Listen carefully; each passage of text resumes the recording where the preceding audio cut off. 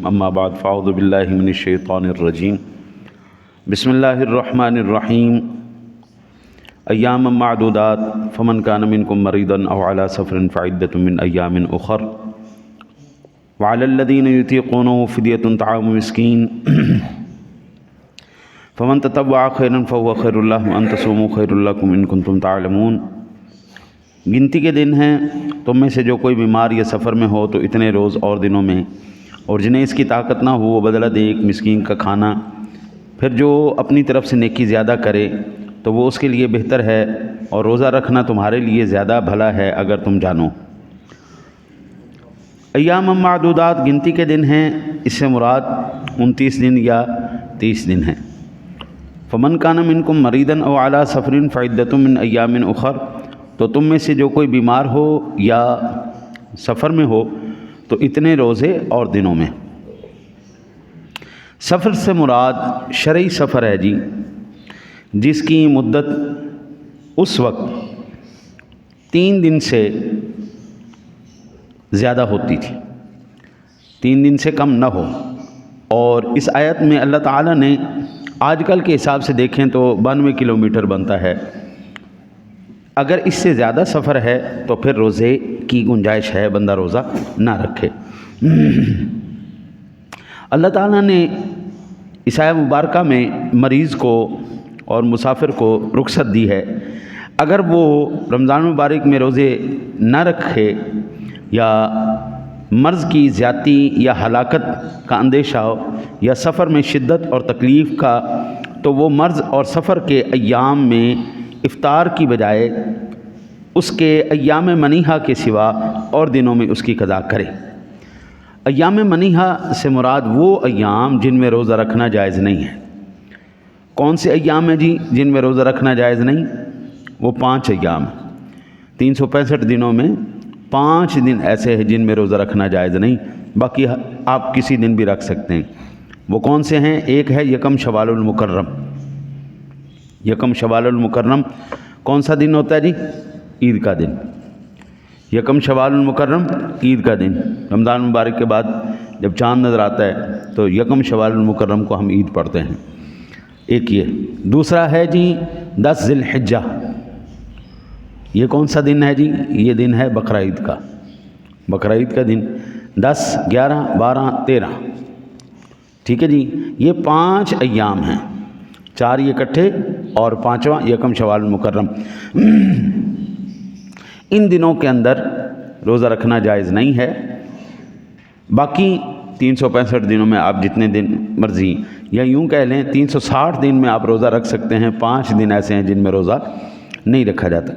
مریض کو وہم، محض وہم پر روزے کا افطار جائز نہیں، یعنی کہ ایک ہے جی میں بیمار ہو جاؤں گا صرف اس لیے روزہ چھوڑ دے، یہ جائز نہیں، جب تک کہ ماہر طبیب، ماہر ڈاکٹر غیر فاسق مسلمان ہو، ڈاکٹر بھی ہو مسلمان بھی ہو، جو اللہ اور اس کے رسول کے احکام کو جانتا ہو اور اللہ اور اس کے رسول کے احکام کا مذاق نہ اڑاتا ہو۔ کافر تو اور فاسق ہو وہ تو کہے گا چھوڑو جی چھوڑو، ایک ہی یہ ہمیں پابندیاں ہیں، آپ نے نہیں کرنا۔ یا پھر غلبہ ظن ہو کہ میں رکھوں گا تو بیمار ہو جاؤں گا، اس کے اوپر بھی روزے کی افطار جائز نہیں ہے۔ یا پھر یہ ہو سکتا ہے کہ اگر بیماری آلریڈی اس کو لاحق ہے اور وہ کہتا ہے اگر میں روزہ رکھوں گا تو وہ بیماری میری طول پکڑ جائے گی، تو پھر بھی اس کی اجازت ہے۔ ایک یہ کہ اگر بندہ بالفعل تو بیمار نہیں ہے، ظاہراً تو بیمار نہیں ہے لیکن روزہ رکھنے سے بیمار ہو جائے گا، حالانکہ میری اتنی عمر گزر گئی ہے، نصف صدی کے قریب میری بھی عمر ہو گئی، لیکن میں نے آج تک ایسا بندہ کوئی نہیں دیکھا جو ٹھیک ہو اور روزہ رکھنے سے بیمار ہو گیا، ٹھیک ہو اور روزہ رکھا اور بیمار ہو گیا، ایسا ہم نے کبھی زندگی میں نہیں دیکھا۔ اچھا جی، البتہ اگر وہ رکھتا ہے تو پھر بیمار ہو جائے تو اس کو بھی اجازت ہے۔ حاملہ دودھ پلانے والی عورت 2 قسم کی ہیں، ایک وہ جو روزہ رکھیں تو ان کو خطرہ ہے ہمارا دودھ نہیں اترے گا، بچے کی جان کو خدشہ ہے، بچہ جان سے جائے گا، تو پھر اسلام کہتا ہے آپ ایسا نہ کرو، روزہ رکھے گی دودھ نہیں اترے گا، تو ایسی عورت کے لیے اجازت ہے کہ وہ نہ کرے۔ ہاں وہ عورت جو دودھ بھی پلا سکتی ہے، روزہ بھی رکھ سکتی ہے، بالکل ٹھیک ہے، وہ روزہ رکھے، وہ روزہ رکھ لے اور ساتھ دودھ پلائے، ٹھیک ہے۔ اگر نہیں پلا سکتی، دودھ اترنا بند ہو جائے گا یا اور کوئی اس کے ساتھ حادثہ پیش آنے کا، بچے کی جان کا اندیشہ ہے، تو پھر رمضان مبارک کے بعد روزے رکھے جب بچے کی یہ کیفیت چلی جائے۔ جس مسافر نے طلوع فجر سے قبل سفر شروع کیا، روزے کا افطار اس کے لیے جائز ہے، لیکن جس نے طلوع فجر کے بعد سفر شروع کیا ان کے لیے جائز نہیں۔ وہ بندہ جو سحری کے ٹائم یا سحری سے پہلے سفر کرنے جا رہا ہے تو اس کے لیے یہ جائز ہے کہ وہ روزہ نہ رکھے، اور اگر وہ سحری کے بعد فجر کے وقت میں گیا تو پھر اس کے لیے جائز نہیں ہے کہ وہ روزہ چھوڑے۔ ایک اور ایسے بزرگ بھی ہوتے ہیں جو 70 سال 80 سال اس سے اوپر چلے جائیں تو ان کی طاقت نہیں ہوتی روزہ رکھنے کی، ان کی طاقت نہیں ہوتی روزہ میری ماشاءاللہ الحمدللہ اماں جی ہیں، وہ تقریباً 70 سال کے قریب آپ کی عمر ہے، اور وہ الحمدللہ ہر سال روزے، اس سال بھی وہ روزے رکھ رہی، 70 سال عمر ہے ان کی ماشاءاللہ، وہ اب بھی روزے رکھ رہی۔ ابا جی رحمۃ اللہ تعالیٰ علیہ کی تقریباً 63 سال کی عمر میں آپ کا وصال ہوا۔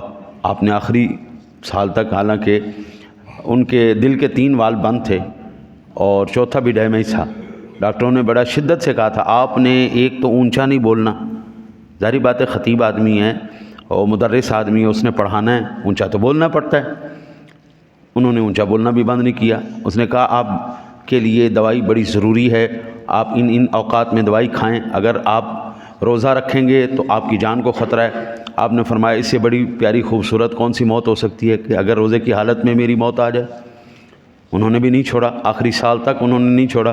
اماں جی الحمدللہ حیات ہیں، وہ آج تک نہیں چھوڑتی، ہماری بھی یہی عادت چلی آ رہی۔ بعض ایسے بزرگ ہوتے ہیں کہ جن کی پرانا سالی بزرگی کی وجہ سے اب طاقت رہتی ہی نہیں، زبردست ہی نہیں ہوتا، تو ایسا آدمی ہم اس کو اپنی زبان میں شیخ فانی کہتے ہیں۔ اب ان کے لیے یہ حکم ہے کہ وہ ہر روزے کے بدلے میں ایک صدقہ فطر کی مقدار کے مطابق فدیہ دیں، ٹھیک ہے نا جی۔ جو اللہ آپ کی خیر کرے، آج کل کے حساب سے تقریباً 290 روپے بن رہا ہے، اور لیکن تھوڑا سا زیادہ کر دو، 20-50 روپے زیادہ کر دو، یہ کم از کم کی بات ہے، باقی جس کی جتنی حیثیت ہے وہ اس کے مطابق اس کا فدیہ ادا کرے۔ اگر اللہ تعالیٰ ان کو صحت عطا فرما دے اور بزرگی کے بعد ان کی طاقت آ جائے روزہ رکھنے کی، تو اگرچہ وہ فدیہ بھی دے چکے ہیں تو پھر روزہ رکھنا ان کے لیے ضروری ہے، کیونکہ اب ان کے پاس طاقت آ چکی ہے۔ پھر نادار کو اور ضرورت مند کو یہ فدیہ دیا جا سکتا ہے۔ پہلے کوشش کریں اپنے خاندان کے اندر صلہ رحمی کے اوپر جتنا اللہ تعالیٰ نے ارشاد فرمایا نا حضرت، اتنا کسی اور موضوع کے اوپر زیادہ زور نہیں دیا گیا۔ قطع رحمی، اپنے رشتہ داروں سے دور ہونا، ہم نے اکثر یہ جو ہے نا وہ دیکھا ہے کہ رشتے صرف زبان کی باتوں کی وجہ سے ٹوٹ جاتے ہیں۔ ایک بہن میرے پاس آئی، کہنے لگی کہ میں 2 سال ہو گئی ہوں اپنے بھائی سے نہیں ملی۔ میں نے کہا کیوں نہیں ملی؟ کہنے لگی میرے بھائی نے مجھے کہا تھا اگر تو میرے گھر آئی تو میں تیرے منہ پہ گوبر والے جوتے ماروں گا، تو میں اس کے بعد گئی نہیں۔ میں نے کہا یہ کوئی بات ہے؟ میں کہا بھائی تیرا چھوٹا ہے یا بڑا ہے؟ کہنے لگی بڑا ہے۔ میں نے کہا پھر شرم تجھے آنی چاہیے، صرف اس وجہ سے کہ تو اپنے بھائی کے سے 2 سال ملی نہیں کہ تیرے بھائی نے کہہ دیا کہ میں گوبر والے جوتے تیرے منہ پہ ماروں گا۔ خدا کا خوف کر۔